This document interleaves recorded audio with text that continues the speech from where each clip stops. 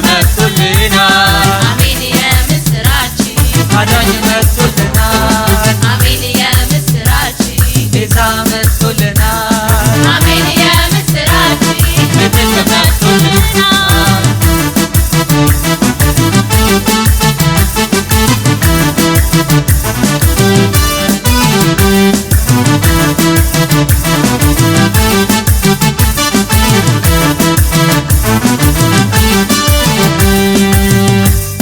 ተስፋ የነበረው ስጋ ለብሶ መጣ ድንገት ተገለጠ ብርሃን አወጣ ለሰው ልጆች ሁሉ አዲስ ኪዳን መጣ እሰይ የምስራች ተገልጧል ጌታ አሜን የምስራች ተገልጧል ጌታ ተስፋ የነበረው ስጋ ለብሶ መጣ ድንገት ተገለጠ ብርሃን አወጣ ለሰው ልጆች ሁሉ አዲስ ኪዳን መጣ እሰይ የምስራች ተገልጧል ጌታ አሜን የምስራች ተገልጧል ጌታ እሰይ የምስራች መጥቶልናል እሰይ የምስራች ቤዛ መጥቶልናል እሰይ የምስራች ንጉሥ መጥቶልናል አሜን የምስራች አዳኝ መጥቶልናል አሜን የምስራች ቤዛ መጥቶልናል አሜን የምስራች ንጉሥ መጥቶልናል ሰው ሆኖ መጣ ሕፃን ተወለደ ክብሩን ሁሉ ጥሎ ከሰማይ ወረደ የምስራች በሉ የሰው ልጆች ሁሉ የምስራች በሉ የአዳም ዘሮች ሁሉ እሰይ የምስራች አዳኝ መጥቶልናል እሰይ የምስራች ቤዛ መጥቶልናል እሰይ የምስራች ንጉሥ መጥቶልናል አሜን የምስራች አዳኝ መጥቶልናል አሜን የምስራች ቤዛ መጥቶልናል አሜን የምስራች ንጉሥ መጥቶልናል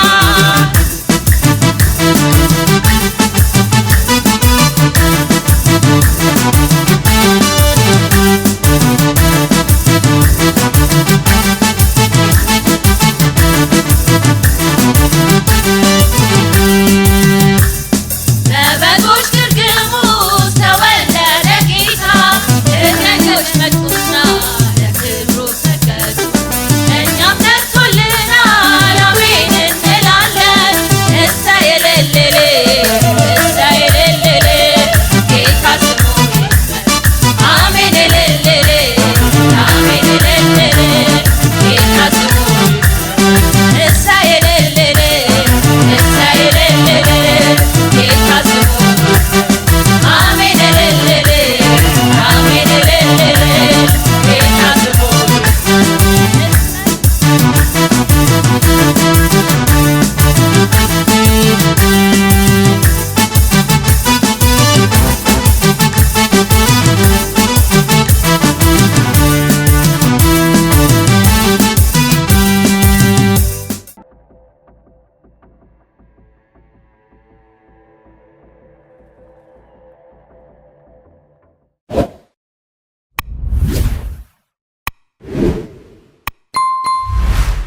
እሺ ክብር ለኢየሱስ ክርስቶስ ለጌታችን ይሁን። የእግዚአብሔር ስም ለዘላለም የተባረከ ይሁን። በጣም ደስ ይለናል። መጀመሪያ በጌታችንና በመድኃኒታችን በኢየሱስ ክርስቶስ ስም ለሁሉ ሰዎች ሰላምታችንን እናቀርባለን። ደግሞም እንኳን ለጌታችን ለመድኃኒታችን ለኢየሱስ ክርስቶስ የልደት ክብረ በዓል ጌታ እንኳን በሰላም አደረሳችሁ እንላለን። አስቀድሜ ራሴን አስተዋውቃለሁ። ከዛም አጠገቤ ያሉትን ቅዱሳን እግዚአብሔርን በማገልገል ያሉ ቅዱሳኖችን ስለነሱ እናገራለሁ። ፓስተር ሀብለ ተሻለ እባላለሁ። ኢንተርናሽናል ሊቪንግ ወርሺፐርስ ቸርች ፓስተር መሪ ነኝ። በፓስተርነት አገለግላለሁ በዋና መሪነት። ራእዩ እግዚአብሔር ለሕዝቡ ሁሉ የሰጠው መዳንን የሚያመጣ በሁሉ አብያተ ክርስቲያናት ዘንድ አብሮ ረዳት የሆነ በምድራችን ላይ ወንጌልን በማሰራጨት በዴሊቨረንስና በማስተማር እንደገናም ደግሞ የእግዚአብሔርን ሐሳብ ለሰዎች በማካፈል ላይ የቆመ አገልግሎት ነው። አጠገቤ ያሉ ቅዱሳኖች በቤተ ክርስቲያናችን አገልግሎት ክፍል ዋና መሪነት ላይ ያሉና እንደገና በዝማሬም በአገልግሎትም የሚያገለግሉ ናቸው። ይሄንን ይመስላል። እንግዲህ በእኔ ላይፍ ቴስቲሞኒ ላይ ውልደቴና እድገቴ እዚሁ አዲስ አበባ ነው። በአዲስ አበባ ከተማ አብነት አካባቢ ነው እኔ ተወልጄ ያደግኩት። በወጣትነት ጊዜ ያው በሚያስፈልገው ትምህርት በሚገባቸው ቦታዎች ላይ ተምረን አልፈናል። በተለይ የማረሳው በቃለ ሕይወት ቤተክርስቲያን ላይ የመጀመሪያ ደረጃ ትምህርት ስንማር ቆንጆ ጊዜ ነበረን። በዛም ትልቅ የህይወት ቴስቲሞኒ በህይወቴ ላይ ተፈጽሞ አልፏል። ያ አንዱ ትልቁ ነገር ምንድነው? በቃለ ሕይወት ውስጥ የእግዚአብሔርን ቃል ለማግኘት ትልቅ ረሃብ የነበረን ቤተሰብ ነበርንና መጽሐፍ ቅዱስ እንደ አንድ ሳብጀክት ስንማር ጌታ ኢየሱስ ክርስቶስን ለማግኘት ትልቅ እድል ተፈጥሮልኝ ነበረ። እንግዲህ ጌታን ያገኘነው የኛ ቤተሰብ በትምህርት ቤቱ ውስጥ ባሳለፍናቸው ጊዜያቶች ውስጥ ነው።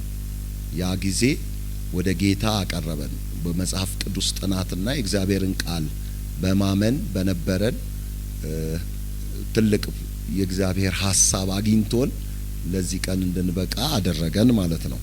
እና አንዱ ስንመለከት ያው የእግዚአብሔር ቃል ባለበት በዚያ አርነት ስላለ ቤተሰባችንም ሆነ እኔ ቃለ ሕይወት ውስጥ ከነበረን ትምህርት የተነሳ ጌታን ለመቀበልና ለማግኘት ትልቅ እድሉን አገኘውኝ ብዬ አስባለሁኝ። ጌታ ረዳን። በዛ ሰዓት ለቤተሰባችንም ለኛም ትልቅ የመዳን ብርሃን ወጣ። እንግዲህ ጌታን ከማግኘት በፊት የምንለው ህይወት ገና ከጨቅላነት ምንም ሳናቅ ጌታ ኢየሱስ ክርስቶስን አገኘን የሚለውን ብናገር ደስ ይለኛል። ምክንያቱም በቃለ ሕይወት ቤተክርስቲያን ውስጥ የነበረ ትምህርት ቤት ውስጥ ነው ከአንድ እስከ 8 በምንማረው ውስጥ የእግዚአብሔርን ቃል አግኝተን ለመሄድ ለማግኘት የቻል ነው ማለት ነው።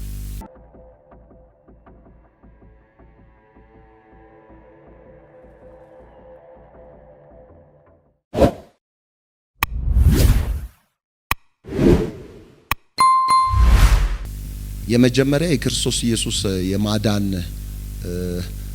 ህይወትን ያገኘ ነው በቃለ ሕይወት ቤተክርስቲያን ጌጃ ቃለ ሕይወት በምንማርበት ጊዜ ነው። እንደገናም በህፃንነት ጌታን ያወቅ ነው።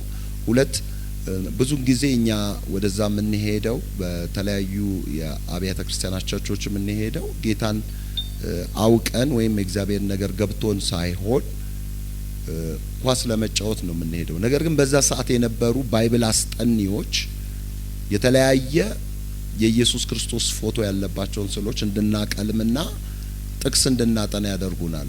ያም ትልቅ ለደህንነታችን አስተዋጽኦ አድርጓል። በዚህ የጀመረው የወንጌል ህይወት ነው ወደ ህይወታችን እየገባ መጥቶ ቤተሰባችንንም እኛንን ሊለውጥ የቻለው።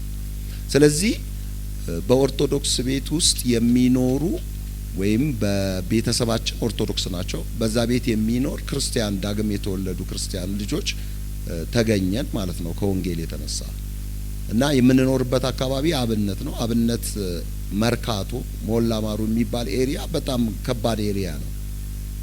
በዛ ሰዓት ላይ ደግሞ እግዚአብሔር ምን ሰጠን? እኛን በወንጌል ነጻ አውጥቶ የወንጌል እውነትን ለብዙዎች እንድንደርስ አደረገን ማለት ነው። መጽሐፍ ቅዱስን አውቀን የእግዚአብሔር ብርሃን ስለበራልን ማለት ነው። ስለዚህ የእግዚአብሔር ብርሃን በበራልን ቁጥር ወደ ወጣትነት ህይወት ስንሄድ ይዘነው የምንሄደው ክርስቶስን ነው።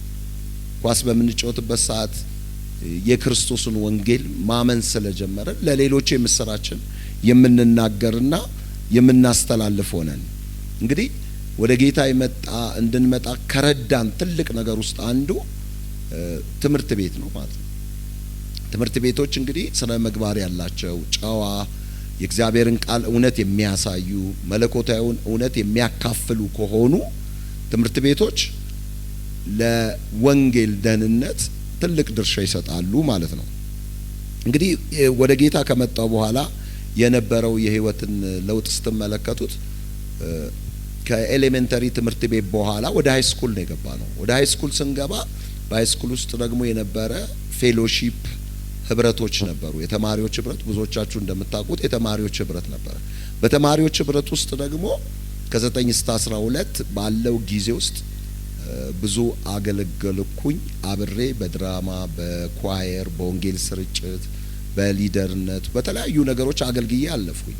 ያም ከጌታ ከመጣም በኋላ ህይወታችንን በገና በጨቅላነት በጣም አጠነከረን ማለት ነው። እንግዲህ ልጆቻችንን አሁን ወደ ትምህርት ቤት ስንልክ በተለያዩ ስፍራዎች ላይ የሚውልበት ቦታ ወሳኝና ዋና ነገር ናቸው። ምክንያቱም እኛ አሁን እንትን ውስጥ ስላለፍን በወንጌል ስራዎች ውስጥ ስላለፍን በዚሁ በሃይ ስኩልም በኤሌሜንተሪም በጥሩ የእግዚአብሔር ቃል እውነት ተደግፈን ስላለፍን የኛ ልጆች በተለያዩ ስፍራዎች ላይ ውጤታማ የሆነ ስራዎች ሰርተው እያለፉ ነው። አሁን መክሊት የመጀመሪያ ልጃችንን ስትመለከቷት በተለያዩ ሃይ ስኩሎችም ሆነ በዩኒቨርሲቲ በመምራት በባይብል ስተዲና በተለያዩ ነገሮች ውስጥ የምትመጣ ናት። ሌላ የአገልግሎት ጥሪ የገባውበት ስንመለከተው በሃይ ስኩል ውስጥ በነበረ ፌሎሺፕዋችን ውስጥ ነው። እኔ ወደ አገልግሎት ወደዚህኛው የአገልግሎት አሁን መመራትን ቤተክርስቲያን ለመምራት ጌታ ጥሪን የሰጠኝ ገና በልጅነት ያው እግዚአብሔር ተናገረኝ። ብዙ ጊዜም በትምህርት ቦቼና ስለ እግዚአብሔር ጥሪ በማደርጋቸው ነገሮች ላይ ምስክርነት እሰጣለሁ። ስለዚህ የአገልግሎት ጥሪ የደረሰኝ በምን ውስጥ ነበረ? በትክክለኛው የፌሎሺፓችን ውስጥ በነበረ የመቀጣጠል ህይወት ውስጥ ነበረ። በዛ ውስጥ እግዚአብሔር ምን አደረገን? የወንጌልን እውነት እንድናሳይ ለሌሎች እንድንመሰክር ያለው አድጎ ጌታን ለማገልገል ከፍተኛ ፍቅርና የእግዚአብሔር ጥሪ በህይወቴ ውስጥ ተገለጸ። እንግዲህ ወደ አገልግሎት ከገባው በኋላ የነበሩ ተግዳሮችን ስንመለከት በጣም ብዙ ናቸው። በኢትዮጵያ ውስጥ ስታገለግል ተግዳሮት የለም ተተባለ በጣም ይከብዳል። ያሉ ቻሌንጆችን እንግዲህ ስንመለከተው በመጀመሪያ ደረጃ ገና በህፃንነታችሁ ወንጌል ስታውቁ ብዙ ሰዎች እናንተን ትክክል ነገር አላወቃችሁም፣ የበራላችሁ ክርስቶስ ወይንም ኢየሱስ ትክክል አይደለም የሚል ብዙ እውቀቶችን ሊሰጧችሁ ይችላሉ፣ ቻሌንጅ የሚያደርጓችሁ። ያ ደግሞ ስትመለከቱት የብዙዎች ጥያቄ ነው፣ ከወጣትነት እስከ አዋቂነት ድረስ ማለት ነው። አንድ ሰው ተለወጠ ሲባል የመጀመሪያ የሚቀርብለት ጥያቄ ሃይማኖት ክደሃል፣ ህይወቱ ተለውጦ ህይወቱ መልካም ሆኖ ተሻሽሎ ከመጥፎ ስፍራዎችና ከመጥፎ ጓደኞች ተርፎ ህይወቱን ስትመለከቱት ለሰዎች ሁሉ ምስክር የሆነ ህይወት እያለው ጥያቄ ነው የሚቀርብበት። ምን አይነት ጥያቄ ይቀርብለታል? አንተ ማነህ? ምንድነው እየሰራህ ያለው? የሚል ጠማማ የሆኑ ጥያቄዎች ይቀርብለታል። አንተ ክርስቶስን በትክክል አላመንክም። ግን ስትመለከቱ መጽሐፍ ቅዱስ እንደሚናገረው እምነት ከመስማት ነው ይላል፣ መስማትም ከእግዚአብሔር ቃል ነው ይላል ሮሜ 10:17 ላይ። እምነት ከዘር ወይ ከዘር ማንዘር ስንወርሰው ሲወርድ ሲዋረድ የሚመጣ ነገር አይደለም። እምነት ከመስማት፣ መስማት በእግዚአብሔር ቃል የሚመጣ ነው። ከቤተሰቦቻችን ከመስማት የሆነውን እምነት ከእግዚአብሔር ቃል ላይ ከወረስን እንግዲያውስ እምነት የሚመጣው ከየትም አይደለም ከመስማት ነው ይላል ቃሉ። መስማትም በእግዚአብሔር ቃል ነው ይላል። ስለዚህ በዚህ ህይወት ውስጥ ሰዎች የመኖር ካፓሲቲ ይኖራቸዋል ማለት ነው። እንግዲህ በህይወታችን ውስጥ በአገልግሎት ውስጥ የገጠመን አንዱ ተግዳሮት ይሄ ነው ብያቸዋለሁ። ሁለተኛው ካደግንና በኋላ ወደ አገልግሎት ስምሪት ውስጥ ስንገባ ያው በቤተ ክርስቲያን ውስጥ ተቀምጠን በነበርንበት ሰዓት ብዙ የትንቢት ቃሎች መጥተዋል። ማለት በአባቶች የሚመጡ የትንቢት ቃሎች አሉ። አባቶች ብዙን ጊዜ በነበርኩበት ዘመን ከነዚህ ህፃናት መካከል እግዚአብሔር አስነስቶ ትውልድን የሚደርስ ለህዝብ በረከት የሚሆን ሰውን ምን እላለሁ አስነሳለሁ የሚል ትንቢታዊ መልእክት ብዙ ሰዎች ይሰጣሉ። ብዙ ትንቢታዊ መልእክቶች ይመጣሉ። እነዛ ትንቢታዊ መልእክቶች እኛን በሃይ ስኩልም ሆነ በኤሌመንተሪ የነበረንን መቀስቀስ እሳት ነው የከተቱብን። እንደገና ለእግዚአብሔር መንግስት አጀንዳ እንድንዘጋጅ አድርገውናል።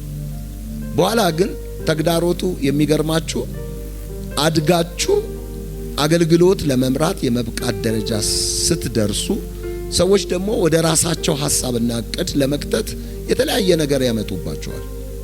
ያ ከፍተኛ ተግዳሮት ነው ለአገልጋዮች ሁሉ፣ ለተጠሩ ሰዎች በተለይ ጥሪ ኖሯቸው የእግዚአብሔርን አጀንዳ ለማድረግ ለሚሄዱ ሰዎች ላይ ማለት ነው። ስለዚህ በዚህ የአገልግሎት በሚለው ተግዳሮት ላይ ነው ያየዋቸው። አንዱ መጀመሪያ በጥሪያችን ላይ የሚመጣ ከባድ የሆነ ፍልሚያ ነው። አንዳንድ ሰዎች እንዳልተጠራን፣ አንዳንድ ሰዎች የእግዚአብሔርን መንግስት እንዳናገለግል። አሁን አገልጋዮች ነው ለማለት ብዙ ኮንፈርሜሽኖች ሊኖሩ ይችላሉ። ቸርች መሪ ነን፣ ህዝብ አለን፣ የተለያየ ነገር አለን። በወቅቱ ግን ከባድ ነው። የነበረውን ትንቢት ለማስፈጸም በአባቶች የመጣውን ከልጆች መካከል አስነስቼ ብዙዎችን እጠቅማለሁ፣ ብዙዎችን አገለግላለሁ የተባለውን በጣም ከባድ ነው ብዬ አስባለሁ በወቅቱ ባለው ሁኔታ። በአሁኑ ግን ጥሪ አላቸው ለመባል በጣም ቀላልና በጣም ቤዚክ የሆነ ነገር የሚታይ ነገሮች ስላሉ ማለት ነው። አንዱ ተግዳሮት ሰዎች አለመቀበል ነበረ፣ ሰዎች አለማመን ነበር። ጥሪያችንን ሆነ አገልግሎቶቻችንን ላለመቀበል አቅም ማጣትን አንዱ ተግዳሮት ሆኖ እናያለን። ሌላው ደግሞ ስንመለከት ተግዳሮት አገልግሎት ከጀመርን በኋላ የሚመጡ ተግዳሮቶች ናቸው። የቤት ክራዮች አሉ፣ የተለያዩ ሰልፎች አሉ፣ በወንጌል ላይ የሚመጡ ተቃውሞዎች በየአካባቢው አሉ። ለምሳሌ እንደምናውቀው በኢትዮጵያ ምድር ላይ ቤትም ቦታ ላይ ስታገለግሉ የፕሮቴስታንት እምነት በከፍተኛ ሁኔታ የተወገዘ ነው። ድምጽ እንዳያሰማ፣ የሚሰማው ድምጽ ጸሎት እንዳልሆነ ማስቆጠር፣ የተለያዩ ነገሮች ይፈጠራሉ። እነዛም አንዱ ተግዳሮች ናቸው። አገልግሎታችሁ እንዳይቀጥል የሚያደርጉ ነገሮች ናቸው። ሁለት እየናረ የሚመጣ የቤት ኪራይ ነው። አገልጋይን ከተቀበላችሁ እየናረ የሚመጣ የቤት ኪራይ አገልጋዩ ተግዳሮት ሆኖ ይቀመጣል። እንደገና ስትመለከቱት ሌላ ተግዳሮት ደግሞ የምትመጡት በአገልግሎት ላይ ብዙ ቤቶችን መቀየር ማለት ነው። እኛ ስንጀምር በቤተሰባችን ቤት ውስጥ በ350 ብር የቤት ኪራይ ነው የጀመርነው። በ350 ብር እንግዲህ የቤት ኪራይ ውስጥ ሲጀመር አገልግሎት ይታያችሁ። አሁን ትልቅ መሬት አለን፣ ቤተክርስቲያን ሰርተናል፣ ብዙ አገልጋዮች ባጠገባችን አሉ። የዛን ስትመለከቱት የዛ ዘመን የነበረው ተግዳሮት ቀላል አልነበረም። የመጀመሪያውን ስትመለከቱት አንዱን አለፍን፣ 22 ቤቶች ነው የቀያየን ነው አገልግሎት ለመስራት። ይሄ ትልቅ ተግዳሮት ነው። ተግዳሮቱ ምናልባት ይፈታል ብላችሁ የምታስቡት አንዳንድ ሰዎች ትርፍ ቤቶች ያላቸው ለእግዚአብሔር መንግስት ወንጌል አገልግሎት ለመስጠት ቢበቁ ይሄ ውጤታማነት ነው። ግን የክራይ ተግዳሮት አለ፣ የፋይናንስ እጥረት ተግዳሮት አለ፣ ሰዎች ቦታ ሲርቃቸው ያለ መጽናት ተግዳሮት አለ። በጣም ሃርድሺፑ ከባድ ነው። እንደ አንድ ወንጌላዊ እንደ አንድ አማኝ ስትመለከቱት ጠንካራና ከባድ ነው። ብዙዎችን ሊያሳትፍ የሚችል ነገር ላይሆን ይችላል። ቦታ ስትቀያይሩ አንዱ ይፈርሳል፣ ሌላው ይቀጥላል። እንግዲህ 23 ቤት ስትቀያይሩ ይታያችሁ በጣም ከባድ ተግዳሮት ነው። በዚህ ውስጥ ሁሉ እግዚአብሔር አጽንቶ ለበረከት አብቅቶ ለአንድ ክብር ደግሞ ሲያበቃ የድሉን ህይወት ትመለከቱታላችሁ። እንግዲህ የህይወት ተግዳሮችን ደግሞ ስትመለከቱት እንደ አገልጋይ ስትኖሩ ኢኮኖሚካሊ የቤት ኪራይ ያስፈልጋችኋል፣ መብል ያስፈልጋችኋል። አገልጋይ ነክ ደግሞ የህዝብ ኃላፊነት ይኖርብሃል። ህዝቡን ደግሞ እያንዳንዱን በሚገባቸውና በትክክለኛ ቦታ ላይ መክተትና ወደ ትክክለኛ ደረጃ ማድረስ የሚጠበቅባቸው ነገሮች አሉ። ስለዚህ ቤተክርስቲያን በኃላፊነት ደግሞ የተቀበለቻቸውን ህዝቦች ጸልያ፣ ቃል አካፍላ፣ አሳድጋ፣ አገልጋይ አድርጋ ለኑሮ ለህይወት አብቅታ ለትልቅ ቁም ነገር አብቅታ ፍሬዋን ማየት አለባት። አያችሁ፣ ይህንን እንዳናደርግ ታዲያ በህይወት ውስጥ የሚመጡ ተግዳሮቶች አሉ። አገልጋይ ካልቆመ እኛ አሁን የጀመርንበት ቅርብ ጊዜ የጀመርንበት ወደ አብነት መርካቶ አካባቢ ለአንድ ለቅሶ ሄጄ በጣም የሚያሳዝን ነገር ሰማሁ። የሰማሁት ምንድነው? የሞተው ልጅ በጣም በወንጌል የደረስናቸው ልጆች ነበሩ። ሁለት የተለያየ ቦታ ነበር የደረስኩት እና ብዙ ልጆች ምን አሉ? በወቅቱ እኮ የእናንተ ፍሬዎች ነበሩ አሉ። እናንተ ግን በዚህ ቦታ ምን አላላችሁ? አልጸናችሁም። ብትጸኑ ኖሮ አሉ ለብዙዎች መትረፍ ደግሞ ይደረግ ነበር አሉ። ተግዳሮቱን አሰባችሁት? በዛ ስፍራ አለመጽናታችን ነበር። ለምን አልጸናንም? የቤት ኪራይ ይንራል። እኛን አስቀምጦን ለዛ አገልግሎት የሚያበቃን ሰው አይኖርም። ብዙ አገልጋዮች ትልቅ ተግዳሮት ውስጥ የሚገቡት ለዚህ ነው። ምን አይነት ተግዳሮት ውስጥ? ጸንተው በአንድ ቦታ ላይ ስለማይቆሙ ብዙ ፍሬ ማፍራት ምን አይሉም፣ አይችሉም። ከቦታ ወደ ቦታ ሲሰደዱ ለካ እዛ ጋ ያሉ የፈሩ ሰዎችም ሌሎች የሚቀጥሉ ፍሬያማ ሰዎችም ምን ይሆናሉ? ሲጠፉ ታያላችሁ። ስለዚህ ዛሬ እኔ የምመለከተው በህይወት ላይ እንደዚህ አይነት ተግዳሮቶች ይፈጠራሉ። ሰው ናችሁና የሚያስፈልጋችሁ የኑሮ ነገር ሊኖር ይችላል። ለምሳሌ የትምህርት ቤት ለልጆች ያስፈልጋችኋል፣ የቤት ኪራይ ትከፍላላችሁ። በማህበራዊ ኑሮ ውስጥ ሰው የሚያስፈልገውን ደግሞ ነገሮች ደግሞ ማድረግ የምትፈልጓቸው ብዙ ነገሮች አሉ። የነዛ ሾርቴጆች ለኛ ተግዳሮት ናቸው። በጣም ከፍተኛ የህይወት ተግዳሮቶች ናቸው። ግን ኃይልን በሚሰጠኝ በክርስቶስ ሁሉን እችላለሁ። ድል በመንሳት በሚያዞረን ደግሞ ሰዎች ተመልከቱ። ድልን በመስጠት እግዚአብሔር ባለቆች በስልጣናት ዘንድ ከፍታውን እያስረገጠ በሚያስኬደን በእግዚአብሔር በመመካት ደግሞ ትልቅ ከፍታ ውስጥ ልንገባ ያስችለናል ብዬ አምናለሁ። ስለዚህ ይሄን ይመስለኛል እንግዲህ በህይወታችን እኔ የማረሳው ትልቁ ነገር ተመንፈሳዊም በአከራይም በቤት ኪራይም በተለያዩ ነገሮች ብመለከት ደስ ይለኛል። አንድ በተከራየንበት ግቢ ውስጥ ሁል ጊዜ እንጸልያለን፣ ወንጌል እንሰብካለን፣ ለሌሎች የወንጌልን መልእክት እናስተላልፋለን። ሳንሰብክባቸው ተከራይተን የወጣንባቸው ግቢ ትዝ አይሉኝም።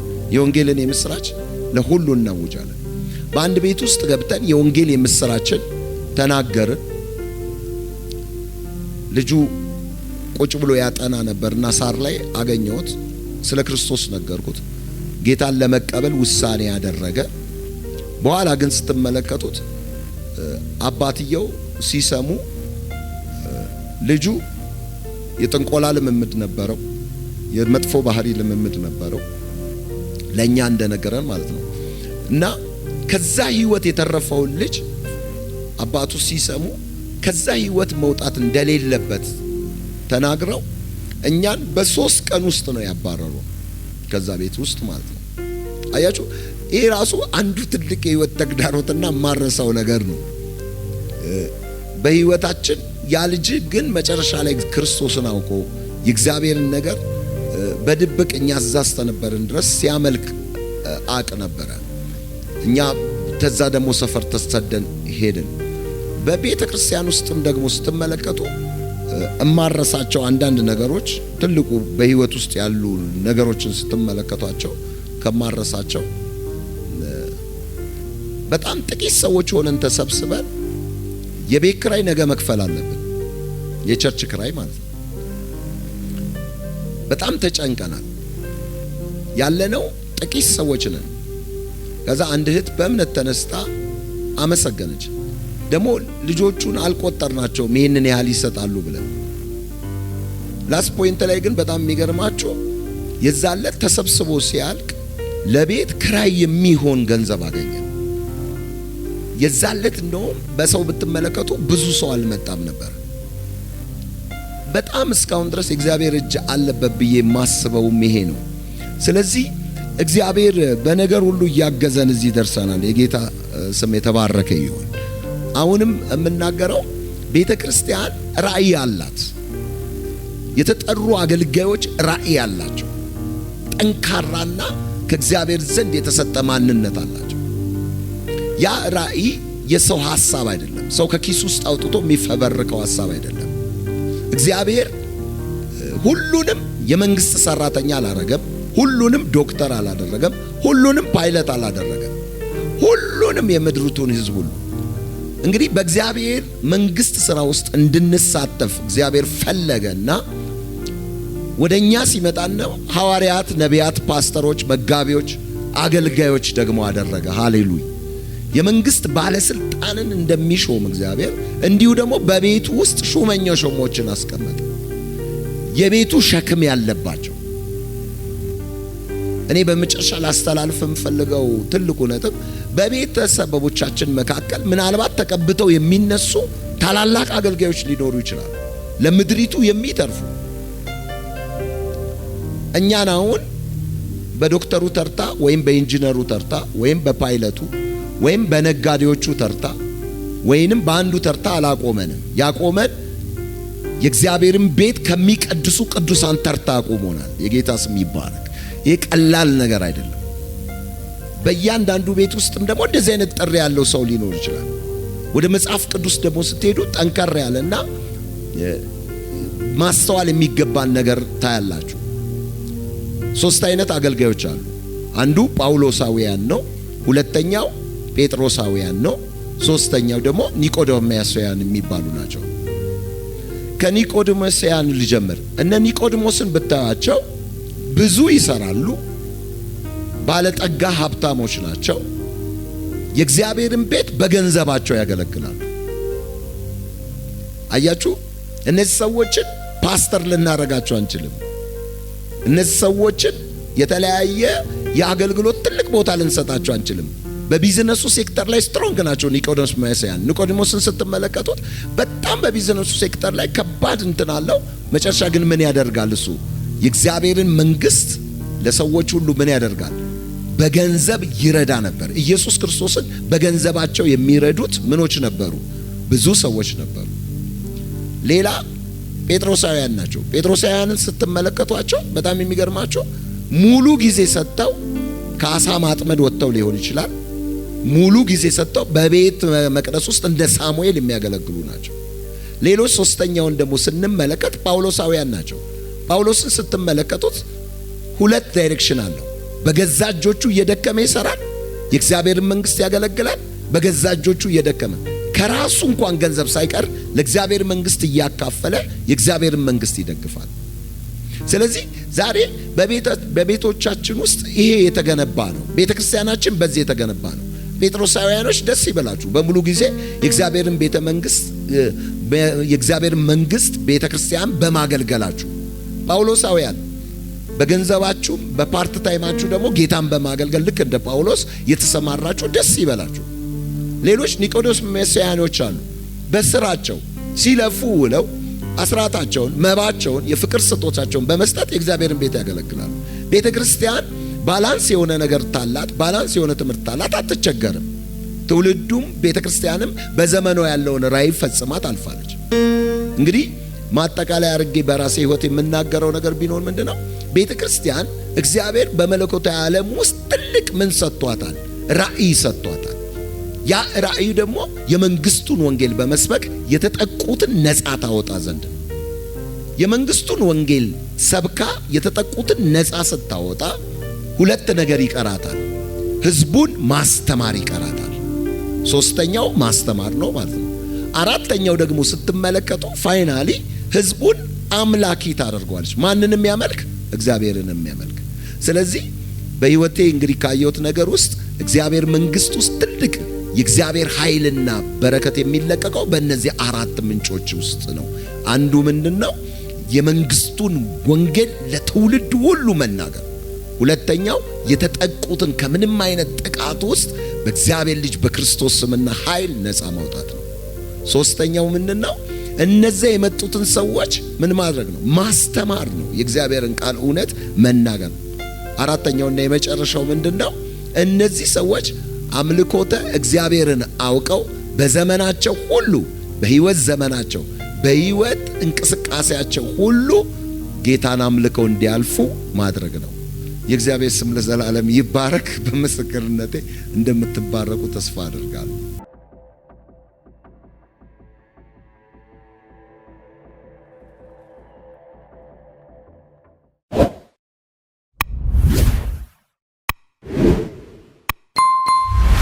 የእግዚአብሔር ስም የተባረከ ይሁን። ያው ትዕግስት እባላለሁ። በቤተ ክርስቲያን በዝማሬና በፓስተር በፓስተራል ኦፊስ ውስጥ አገለግላለሁ በአሁኑ ሰዓት። የእግዚአብሔር ስም የተባረከ ይሁን። ያው እኔ ጌታን ያገኘሁት በካቶሊክ ቤተክርስቲያን ውስጥ ነው ጌታን ያገኘሁት። ቤተሰቦቼ ኦርቶዶክስ እምነት ተከታይ ናቸው፣ ግን እኔ የተወለድኩት በባሌ ሮቤ በሚባል ከተማ ውስጥ ነው የተወለድኩት። ከዛ በልጅነቴ ነው ወደ አዲስ አበባ የመጣሁት እና እዚህ በመጣው ሰዓት እኖርባቸው የነበሩት ቤተሰቦች የካቶሊክ እምነት ተከታይ ስለነበሩ ለትንሽ ሰዓት ያው ወደ ከነሱ ጋር የካቶሊክ እምነት ተከታይ ሆንኩና ሁልጊዜ በውስጤ የትም ሆኜ ሚረካ ነገር አልነበረኝምና ማያቸው ነገሮች ነበሩኝ። የማየው ነገር ጥያቄ ውስጥ ይከተይ ነበረ እና ሄዳለሁ፣ ቤተክርስቲያን ሄዳለሁ። ሄጄ ጥያቄ ይዤ ነው ወደ ቤት የምመጣው።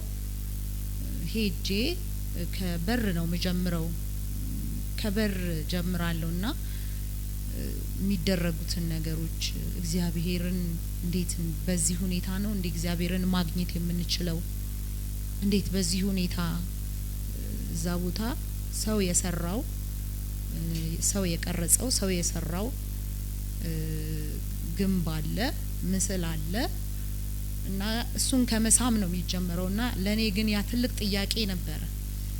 ለምንድን ነው ይሄ የሚሆነው ብዬ ወደ ቤቴ እመጣለሁና እዛ ምንም የሚረካ እርካታ ስላላገኘው የካቶሊክ እምነትን ደግሞ ለማየት ምንም እንትን አላለኝም። ቀጥታ ነው የገባውበትና እዛ በዛ እምነት ውስጥም እያለሁ እዛም ብዙ እርካታ የለኝም እና ምን እላለሁኝ፣ እግዚአብሔር ሆይ እንደ እውነተኛ የሆንከው እግዚአብሔር፣ እኔን የሰራኸኝ እኔን የፈጠርከኝ እግዚአብሔር ራስህን ግለጥልኝ የሚል ጥያቄ ነበር ውስጤ ሁሌም የነበረው፣ ይጮህ የነበረው። ልጅ ነኝ ግን ሁሌም አረካም፣ በእምነት ጉዳይ አረካምና እዛ ውስጥ እያለን በካቶሊክ እምነት ውስጥ ኃይለኛ የሆነ ሪቫይቫል ተነሳ እና እኛ ከመውጣታችን በፊት ከካቶሊክ ቤተክርስቲያን ወካፔ የሚባል ኃይለኛ ሪቫይቫል ወካፔዎች ወጡ።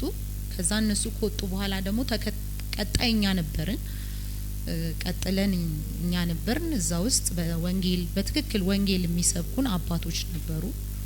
ያው አሁን በህይወት የሚኖሩ አይመስለኝም። በወቅቱ የሰበኩኝ ወንጌልን ያስተማሩኝ አባ መስፍን የሚባሉ በጣም የምወዳቸው በጣም ማከብራቸው አባት ናቸው። ትልቅ ፍቅር፣ ትልቅ የወንጌል ኃይለኝነት የክርስቶስን ስዕል ስለውብኝ አትመውብኝ ነው ያለፉት። እሳቸው ናቸው ወንጌል የሰበኩኝ።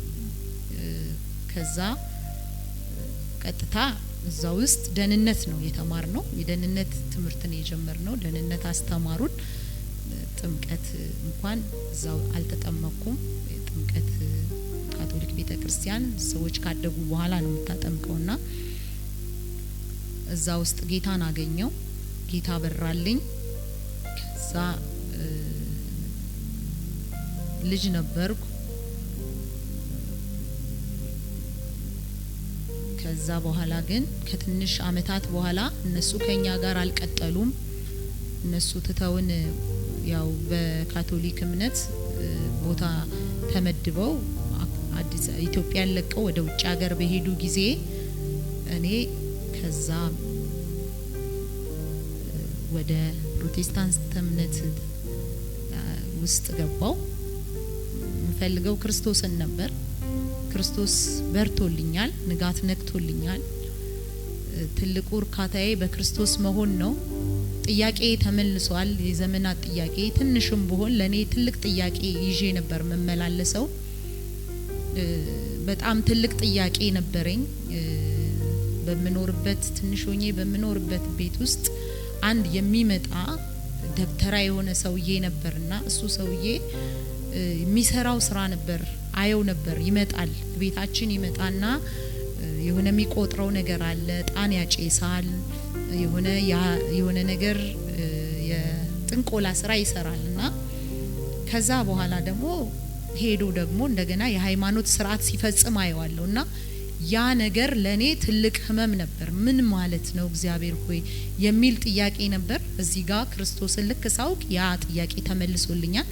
ከዛ ያ ጥያቄ ከተመለሰልኝ በኋላ እነሱም ሲሄዱ የፕሮቴስታንት እምነት የወንጌላውያን አማኞችን እምነት ተከተልኩኝ።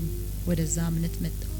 ከዛ ቀጥታ የሊቪንግ ወርሺፐርስ ቸርች ውስጥ ነው አገልግሎቴን ህይወቴን ሙሉ እንትን ያልኩት ማለት ነው የቀጠልኩት።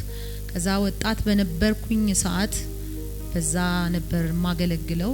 በጣም የወንጌል ስራ እንሰራ ነበር መርካቶ አካባቢ፣ እንደገና ደግሞ አብነት አካባቢ፣ ኮካ አካባቢ፣ ልደታ አካባቢ ከፍተኛ የወንጌል ስራ እንሰራ ነበር። ወተን መስክን ሰብክ ነበር። በጣም ትልቅ የሆነ የወንጌል ስራ ነበረን። በጣም ብዙ ሰዎችን ወደ ጌታ እናመጣ ነበር። የጎዳና ተዳዳሪዎችን ወደ ጌታ እናመጣ ነበረ። እነርሱም በእግዚአብሔር ቤት በጣም ብዙዎች መጥተው በእግዚአብሔር ቤት ጸንተው ዛሬ ፍሬዎቻችን ሆነው በተለያየ አገልግሎት ላይ ሲያገለግሉ እናያቸዋለን። በጣም በዛ ደስ ይለናል። የእግዚአብሔር ስም የተባረከ ይሁን። ከዛ ያው እኔ እዛ ሊቪንግ ወርሺፐርስ ቸርች እያገለገልኩኝ በዛ እያለው ነው ከባለቤቴ ከፓስተር ሀብለ ጋር የተገናኘ ነው። እሱ እዛ ፓስተር ነበር፣ እኔ ደግሞ በተለያዩ የአገልግሎት ክፍሎች አገለግል ነበረ። እዛ ተገናኘን። ከዛ ያው ወደ ጋብቻ መጣን ማለት ነው። ወደ ጋብቻ ከመጣን በኋላ ብዙ የማይመቹ መንገዶችን አብረን ሄደናል። አንዳንድ ጓደኞቼ አንዳንድ ሰዎች አገልጋይ ማግባት ልክ እንዳልሆነ ሁሉ የመከሩኝ ነበሩ። በወቅቱ አገልጋይ ማግባት ብዙ ፈተና አለው። ለኑሮ ስኬት የምድራዊውን ነገር ብዙ ላትሳኪ ትችያለሽ፣ እንደምትፈልጊው አይነት ህይወት ላትኖሪ ትችያለሽ የሚለውን ምክር የመከሩኝ በጣም ብዙ ሰዎች በዙሪያ ያሉኝ ሰዎች ነበሩ። ግን እኔ ግን እግዚአብሔር ያለውን ነገር ነው መከተል የምፈልገው። ሰው ብዙ በምድር ብዙ ነገር ቢሰበስብ ቢሞላው ቢተርፈው ያንን ሰማይ አያጽፍም። ሰማይ የሚጻፍ ነገር የለውም።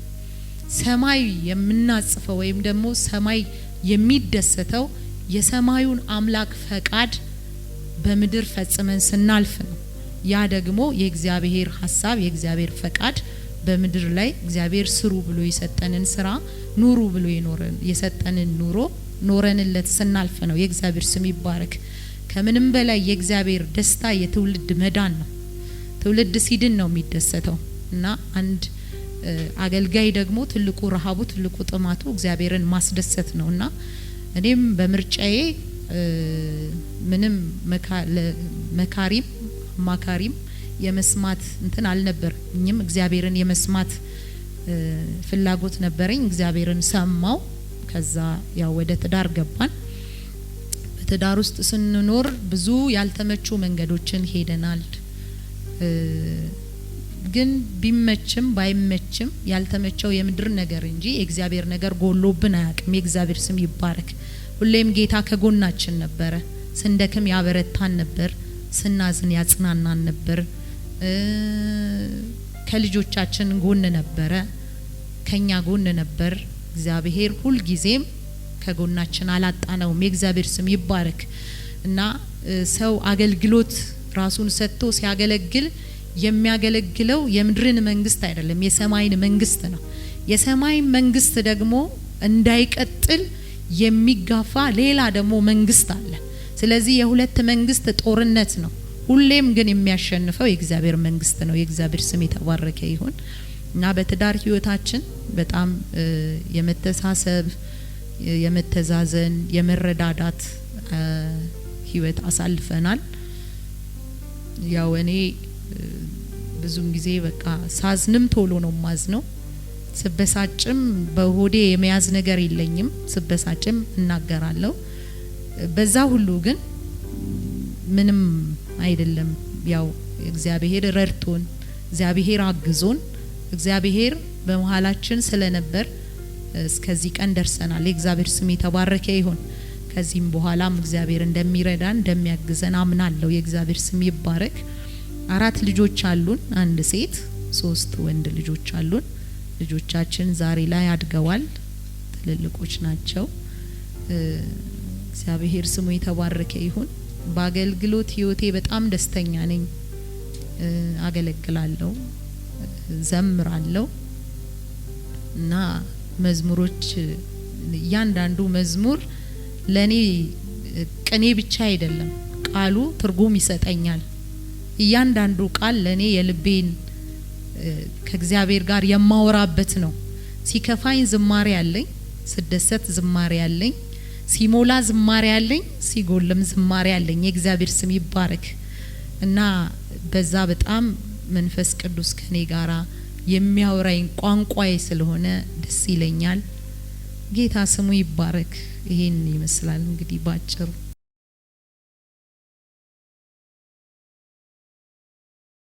እሺ የእግዚአብሔር ስም የተባረከ ይሁን። ያው በአገልግሎት ህይወት በጣም ማዝነው ሰዎች ፍሬ አፍርተው ለብዙ ክብር ይበቃሉ ብዬ ሰዎችን ከልቤ ነው በቃ ሰዎች ላይ ዋጋ ለመክፈል ራሴን ሰጥቼ ነውና እንደዛ እኔ እንደምጠብቃቸው አይነት ህይወት ሳይሆን ህይወታቸው አቅጣጫ ሲለቅ ፈር ሲለቅ አመለካከታቸው ማንኛውም አገልጋይ በእግዚአብሔር ቃል ሰዎችን ወደ ትክክለኛው ኢሜጅ የማምጣት አጀንዳ ነው ያለው። ክርስቶስም ምን ነበር የሚለው? ክርስቶስ እኔ አብን እንደምመስል እናንተም እኔን ምሰሉ። እኔ አብን ነው ምመስለው፣ ብትወዱ ትእዛዜን ጠብቁ፣ ብትወዱ ይሄኛውን መንገድ ሳይሆን ይሄን መንገድ ሂዱልኝ እያለ ነበረ ክርስቶስ ኢየሱስ ያስተምር የነበረው። እና ጳውሎስ ጋም ስንመጣ ጳውሎስ ምን አለ? እኔ ክርስቶስን እንደምመስል እናንተ ደግሞ እኔን ምሰሉ ብሎ አለፈ። የእግዚአብሔር ስም ይባረክ። እና ጳውሎስ በህይወቱ በጣም ትልቅ ዋጋ የከፈለ ሰው ነው።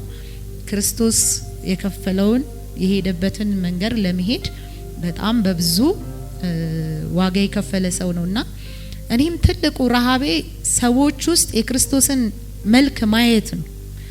በፍቅር በትህትና በበጎነት ራስን በመጠበቅ መምሰል እንደዛ እንዲመስሉልኝ ነውና ያንን ሳይመስሉ ሲቀሩ በተለይ አንዳንድ በጣም መጠብቃቸው ልጆች መንገድ ለቀው ፈር ለቀው ከጉባኤ ተለይተው ሲሄዱ በጣም ልቤ ያዝናልና አዝናለሁ።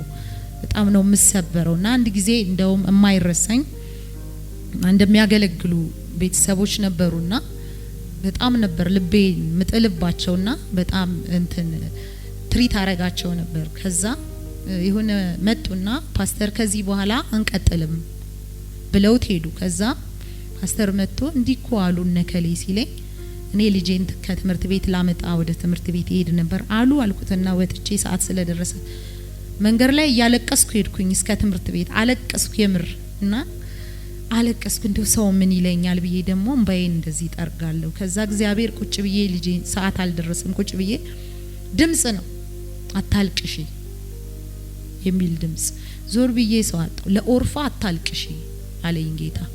ምን ማለት ነው ብዬ ደነገጥኩኝ። የታመኑ ሩቶች አሉ የሚል ሰማው እና ለኔ ትልቅ ትምህርት ሰጠኝ እግዚአብሔር። ኦርፋ በዛ ዘመን ብቻ አይደለም ዛሬም ብዙ በኦርፋ ተርታ የሚሰለፉ ሰዎች እንዳሉ፣ ግን ሰዎች ሁሉ ጊዜ የክርስቶስን እውነት መግለጫ ናቸው። ክርስቲያኖች ለሌሎች ንባብ ነን ብንችል በታማኝነት በተሰጠን ወይም አገልጋዮቻችን በሚጠብቁን በዛ ልክ ራሳችንን ለጌታ ሰተን ብንኖር በጣም የሚያስደስታል ብዬ አስባለሁ። ይሄ ነው ትልቁ የሚያሳስነኝ። ሌላው በትዳር ህይወት ለሌሎች ትምህርት ሊሆን የሚችል ነገር ሙላት እንዳለ ጉድለት አለ፣ ማግኘት እንዳለ ማጣትም አለ። በዛ ውስጥ ሲሞላልን ብቻ ከሆነ ኑሯችንን ለመኖር ደስተኛ የምንሆነው፣ ፈገግ ያለ ፊት ብቻ ስናይ ከሆነ ኑሮን ለማስቀጠል ደስተኛ የምንሆነው፣ ያ ይጎዳናል። ከፍተኛ ጉዳት ነው የሚያመጣብን። ለምን በጉድለትም ጊዜ ጸጋን ከእግዚአብሔር የምናልፍበት ጸጋ ነው ከእግዚአብሔር መጠየቅ የሚገባን። ሰው ነንና የሚሰማን ስሜት አለ። ከስሜታችን ይልቅ ግን በእግዚአብሔር ፊት የገባነው ኪዳንና ልናስቀጥለው የሚገባው ኑሮ ይበልጣል። እንደገና በመሀል የተፈጠሩ ልጆች አሉ። አባትም እናትም ማጣት የማይፈልጉ ልጆች አሉ። እንደገና ደግሞ እግዚአብሔርም የተናገረው በመካከላችን ቃል አለ። ብዙ ልብን የሚያወርዱ ነገሮች ሊኖሩ ይችላሉ። እንዳልኩት ማግኘት እንዳለ ማጣት አለ። እንደገና ደግሞ ትናንትና የነበረውን ደስታ፣ ትናንትና የነበረውን ፈገግታ፣ ትናንትና የነበረውን ሳቅ፣ ትናንትና የነበረውን ክብርና ፍቅር እንደዛው ማናገኝበት ወቅት ሊኖር ይችላል። ያንን አላገኘንም፣ ያ አልሆነም ማለት ግን ያ ትዳር ትክክል አይደለም፣ ያ ኑሮ ትክክል አይደለም፣ ያ ህይወት ትክክል አይደለም ማለት አይደለም። ሰው ነው ትክክል ያልሆነው፣ እኔ ነኝ ትክክል ያልሆንኩት እንጂ ያ የእግዚአብሔር ሐሳብ ሳይሆን ቀርቶ አይደለም። ያ ትክክል ያልሆነ ነገር ደግሞ ነገ ትክክል ይሆናል ብለን በእግዚአብሔር ፊት አምነን ጌታን ተስፋ አድርገን ጸልየን ጸጋን ጠይቀን ልንቀጥል ነው የሚገባው እንጂ በተፈጠረ ማንኛውም በተፈጠረ ነገር ልባችን ሊወርድ ያልሆነ ውሳኔ ውስጥ ልንገባ አይገባም። የእግዚአብሔር ስም የተባረከ ይሁን እና ኑሮ ስንኖር የራሳችን ደስታ እንዳለ ሆኖ የሌላንም ሰው ደስታ ልንጠብቅ፣ የራሳችን ፍላጎት እንዳለ ሆኖ የሌላንም ሰው ፍላጎት ልንጠብቅ ነው ኑሮ ውስጥ ስንገባ። ለምን ትዳር ስንይዝ የራሳችንን ብቻ አይደለም፣ የራስ ለግል መኖር የራስን ብቻ ነው። ትዳር ውስጥ ሲገባ ግን የራሳችንንም የዛንም ሰው ነው ልንጠብቅና ባላንስ አድርገን ነው ልንሄድ የሚገባውና ያንን ባላንስ ባላደረግን ቁጥር እየተጎዳንም እንሄዳለን፣ እየጎዳንም እንሄዳለን። ስለዚህ ያንን ባላንስ አድርገን የምንሄድበትን ማስተዋል እግዚአብሔር ይስጠን፣ ሊኖረንም ይገባል እላለሁ። አመሰግናለሁ።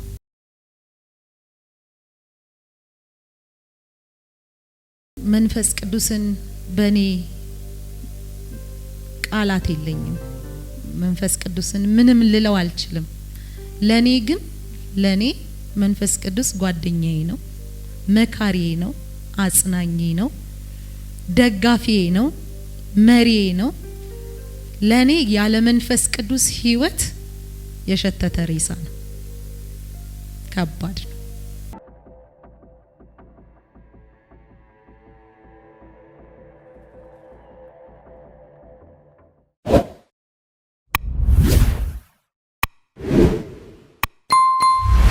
ስሜ ዮርዳኖስ አራጌ ይባላል። በኢንተርናሽናል ሊቪንግ ቸርች ውስጥ በዝማሬ አገለግላለሁ፣ በሶሎ ዝማሬ አገለግላለሁ። እንዲሁም ደግሞ በሊዲያ ኳየር ውስጥ እሳተፋለሁ። በልጅነቴ ጌታን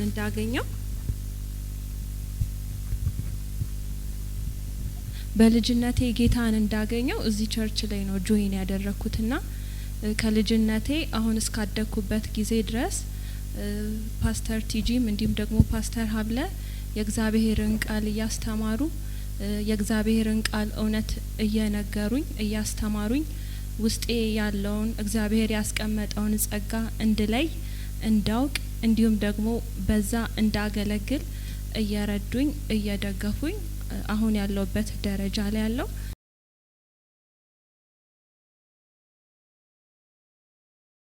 ጌታ ምሕረት በህይወት ያኖራል ውዴ፣ ምሕረት በህይወት ያኖራል አባ፣ ምሕረት በህይወት ያኖራል ኢየሱስ፣ ምሕረት በህይወት ያኖራል ምሕረት በስቶልኝ ዛሬን አይቻለው ነገን አልፈራም ባንተ ታመናለው ምሕረት በስቶልኝ ዛሬን አይቻለው ነገን አልፈራም ባንተ ታመናለው ጌታ ምሕረት ከሕይወት ይሻላል ውዴ ምሕረት ከሕይወት ይበልጣል አባ ምሕረት ከሕይወት ይሻላል ኢየሱስ ምሕረት ከሕይወት ይበልጣል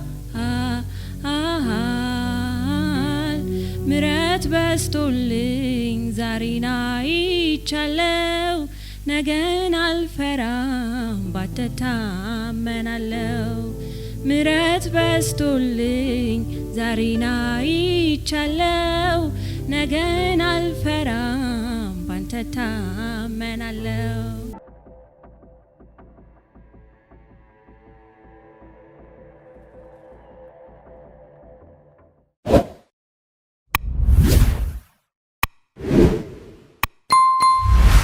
እኔ ኤፍራታ ግዛው እባላለሁ በዚህ ቤተክርስቲያን ውስጥ ኦልሞስት ተወልጄ ነው ያደግኩት ማለት ይቻላል እና በህፃናትን በማስተማር እና በፋይናንስ ቤተክርስቲያናትን ሳብ በመስራት አገለግላለሁ እና በኳየር አገለግላለሁኝ እኔ ኦልሬዲ እዚህ እና ፓስቱ ናቸው ያሳደጉኝ ዛሬ ቸርች ከማስተማር ከዛም ባሻገር ኦልሞስት ትምህርት ቤት ቦርሳዬን ይዘው አድርሰው ምግብ ቋጥረውልኝ ልብስ ገዝተውልኝ ከልጆቻቸው እኩል ነው ያሳደጉኝ እና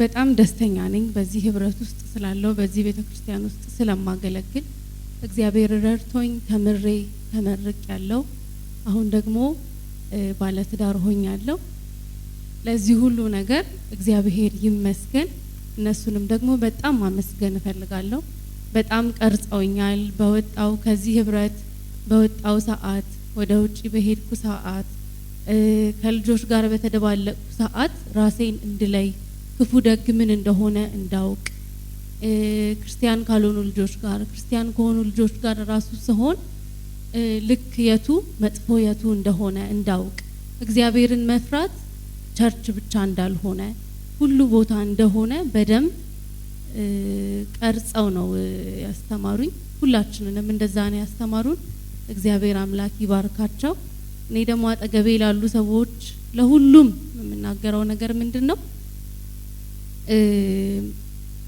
ፓስተራችን መድረክ ላይ ቆሞ ካስተማረን ፓስተር ትግስትም በህብረቱ ውስጥ በኳየር ውስጥ ካስተማረችን ከዛ በላይ ከዛ ከእግዚአብሔር ቃል በላይ ያው ከእግዚአብሔር ቃል በላይ ምንም የለም በርግጥ ግን ከህይወታቸው ብዙ ተምረናል ከትዳር ህይወታቸው እግዚአብሔርን የሚያምኑበት እምነት ተስፋ አለመቁረጥ እና እውነተኛ ደስታ እውነተኛ ሰላም እውነተኛ ፍቅር ከነሱ አግኝቻለሁ እንደውም ፓስተር ትግስት ከምትለው ከማረሳው ነገር አንዱ እኛ ስንገናኝ እንደ ኳየር እንደ ህብረት በጣም እንስቃለን እንጫወታለን በጣም ደስ ይለናል አንድ ላይ ስንሆን ህብረት ስናደርግ ልደት ሰርግ ሁሉ ነገር ላይ አብረን እንሆናለንና በዛ መካከል ስንስቅ ስንጫወት ስንጮ ሰዎች አትጩሁ እንደዚህ አታድርጉ ሲሉ ተዋቸው ይጩሁ ሰዎች ዱባይ ሄደው ፓሪስ ሄደው የማይደሰቱትን ደስታ እናንተ እዚህ በጆልጆ ውስጥ ትደሰታላችሁ ትለናለች ህብረቱ በቃ እውነተኛ ደስታ ከውስጥ የምናወጣበት ነው ብር ስላለን የሆነ ነገር ስለሆነ ሳይሆን እውነተኛ ፍቅር እውነተኛ ደስታ ትክክለኛ የክርስቶስ ኢየሱስ ህብረት ስለሆነ በጣም ደስተኞች ነን እዚህ ያለን ሁላችን እኔም ደግሞ በግሌ በጣም ደስተኛ ነኝ ቤተሰቦቼም በዚህ ያሉ እናቴ እህቴ ወንድሜ በዚህ አብረን እናገለግላለን ከጌታ ጋር እና በዚህ አጋጣሚ ድሉን ካገኘው ፓስተሮቼን በጣም አመሰግናለሁ ጌታ ኢየሱስ ይባርካችሁ ከፍ ያደርጋችሁ ደስ ይበላችሁ ማለት ፈልጋለሁ በዚህም ደግሞ አብረውን ያሉ እህቶችንም ቴንኪዩ ማለት ፈልጋለሁ እና እኔ በጣም ትልቅ የህይወት ለውጥ አግኝቻለሁ ምናልባት በዚህ ህብረት ውስጥ ባልሆን ኖሮ ዛሬ በጌታ ቤት እቆማለሁ ብዬ አላስብም። ምናልባት በዚህ ባልማር ኖሮ ትክክለኛውን የእግዚአብሔር ቃል እውቀት ባላገኝ ኖሮ አላቅም ምን አይነት ሰው እንደምሆን። ግን በዚህ ምገኝ እንደኔ አይመስለኝም። ግን ለዚህ ሁሉ በጣም አመሰግናለሁ። ጌታ ኢየሱስ ይባርካችሁ። ቴንኪዩ።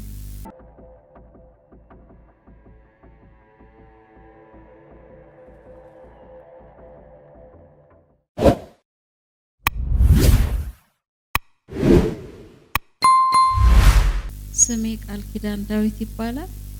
በዚህ ቤተክርስቲያን ነው የማገለግለው። የአገልግሎት የማገለግልበት የወንጌል እንዲሁም ደግሞ በኳየር ውስጥ አገለግላለሁ።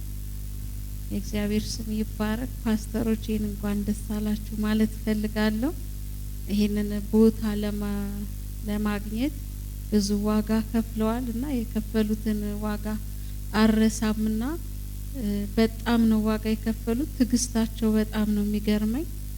ያለፉበት መንገድ በቅርበትም ስለምናቅ በጣም ነው የምገረመው። በእውነት እግዚአብሔር ይባርካችሁ ማለት ፈልጋለሁ እና ከነሱ ህይወትም የተማርኩት ነገር ትግስትን ነው ትልቁ ነገር ማለት ነውና የእግዚአብሔርን መንግስት ስራ እንዴት እንደሚሰራ ከነሱ በጣም ተምሬያለሁኝ።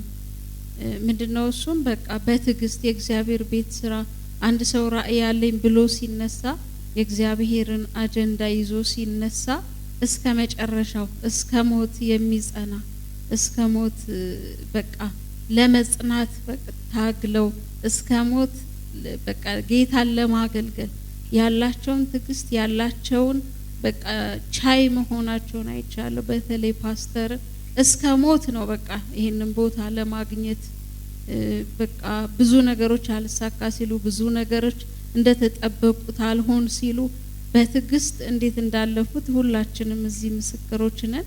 ይሄ ትልቅ ትምህርት ነው በዚህ ሰዓት።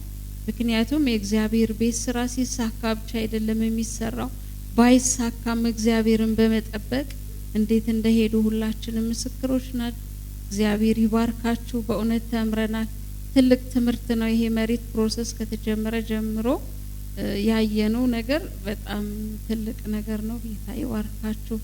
ከዛም ባለፈ ደግሞ እንደ ቸርች እናትም አባትም ሆነው ነው ለኛ በቃ ያስቡልናል። በችግራችን ፈጥነው የሚደርሱት በተለይ በግል ህይወቴ ብዙ አይቻቸዋለሁ። ፈጥነው ነው የሚደርሱት ለሁላችንም። በቃ ስንቸገር አብረው ነው የሚቸገሩት። ካላቸው ላይ አካፍለው ነው፣ ከሌለም ከጉድለታቸው ላይ ማካፈልን ከነሱ ተምሬያለሁ። ሲኖርም መኖር እንደሚቻል ባይኖርም መኖር እንደሚቻል ትክክለኛ ደግሞ የክርስቶስን ፍቅር ከነሱ አይቻለሁ። እውነተኛ እናትና አባት ናቸው። እውነተኛ ፓስተሮች ናቸው እና ለዚህ ጌታ ይባርካችሁ ማለት ፈልጋለሁኝ። ብዙ የቤት ኪራዮችን አልፈናል ከቦታ ቦታ፣ ብዙ ደግሞ ዋጋ መክፈሎችንም አይተናልና የእግዚአብሔር መንግስት ስለታጣና ስላልተሳካ አይቀርምና የእግዚአብሔር መንግስት በማጣትም በማግኘትም እንደሚሰራ እስከ ፍጻሜ ቤተክርስቲያንን ማገልገል እንዳለ ብዙ ያየንበት ነው እና እግዚአብሔር ይባርካችሁ። የምህረት ያለን ፍቅር በቃ ምንማረው የእግዚአብሔር ቃል ይለያል። በቃ ምንማረው የእግዚአብሔር ቃል የሚተክል ነው የሚያቆም ነውና ተምረን በቃ ምን ጸናበት ነው። በጣም ልዩነታችንን የምናየው ወጣ ስንል ነውና ምን ያህል ውስጣችን በቃ የነሱን የእግዚአብሔርን ቃል በእኛ ውስጥ እንዳስቀመጡ በእኛ ውስጥ ስራ እንደሰራ የምናየው ወጣ ስንል ነውና ልዩ ነገር ነው ያለን። በቃ ደስ ይላል። እግዚአብሔር ይመስገን። አመሰግናለሁ።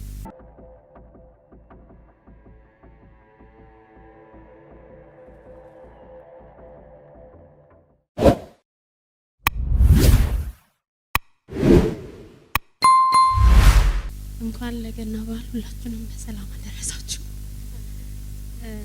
እላለሁ። ያው በዚህ ቤተክርስቲያን ውስጥ እንዳገልጋይ በጣም ብዙ ፈተናዎችን አልፈን ዛሬ እዚህ መድረሳችን በጣም በቃ እግዚአብሔርን በእውነት እንዴት አድርጌ ማመስገን እንዳለብኝ አላቅም። ምክንያቱም ብዙ ጊዜ እንጸልይ ነበረ፣ ብዙ ጊዜ እናወራ ነበረ። እኛም እንደ ሰው እንዴት ነው ቲቪ ላይ ስናይ እንደ ኳየር እችን ቀን በጣም ነበር የምንጠብቀው የሁሉም ስለማቅ ማለት ነውና እግዚአብሔር ረድቶን በራሳችን ቦታ ላይ በራሳችን መሬት ላይ እንደዚህ አይነት ፕሮግራም እንድናዘጋጅ እግዚአብሔር ስለረዳን እጅግ አድርገን እናመሰግናለን። ያው እንደ ቤተክርስቲያን እንደ አገልጋይም ስለነ ፓስተር በጣም ብዙ ነገሮችን ማለት እችላለሁ።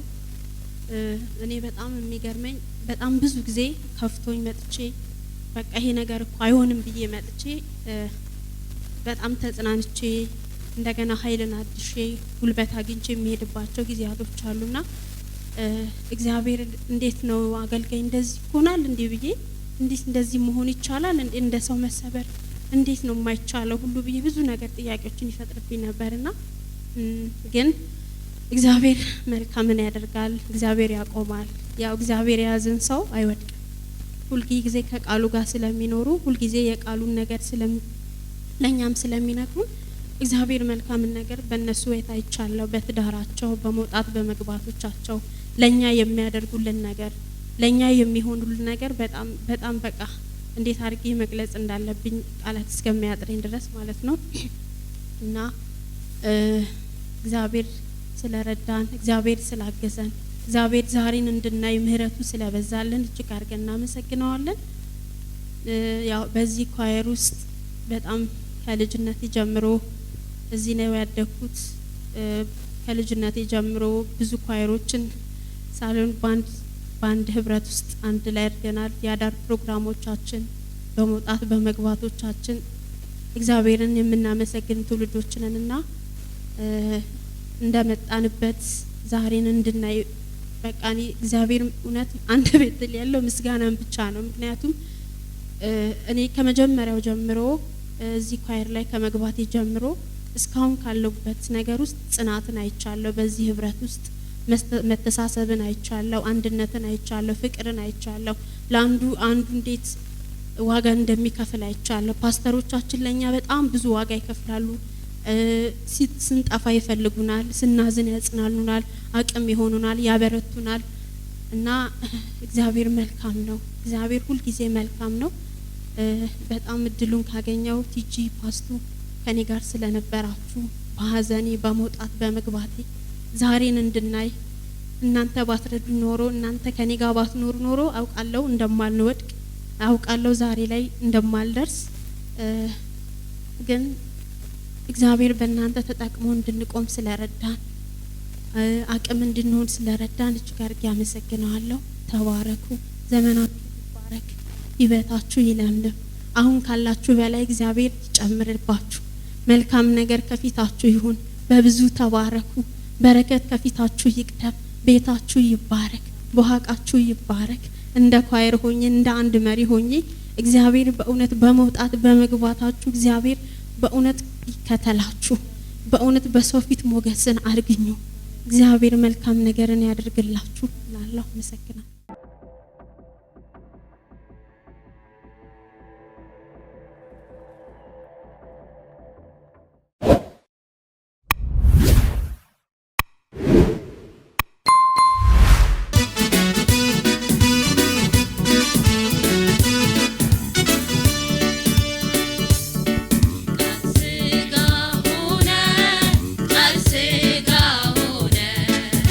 በድንግል ማርያም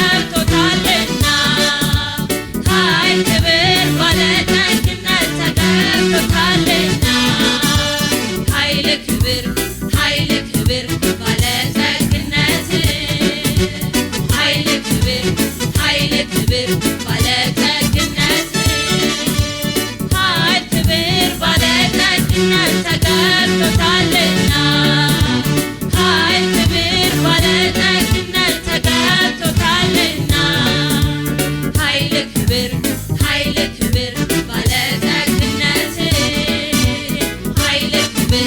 ኃይል ክብር